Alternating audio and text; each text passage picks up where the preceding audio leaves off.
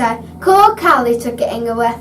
My name is Carlie. And Morena Winton School, ko Amelie.Ahau. I am Emily. Welcome back to the N.E.W.S news for Rapare, the 3rd of August. Straight to te kupu o te Wiki. This week's phrase is Memene, which means smile.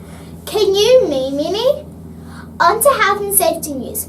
Remember to wear your high-vis vest on the way home from school. It is very important to be seen. On to the news. The library will be closed today during lunchtimes and morning tea.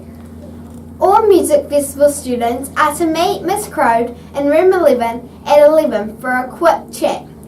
All be there. She is very excited about tonight's performance. A reminder that tomorrow is sausage sizzle day. Remember to pay in the morning in the library.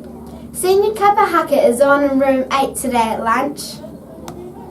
And that's all for the Winton School news. Thanks for tuning in. That's all from me, ka kitea popo. And that's all from me. Stay classy, Winton School.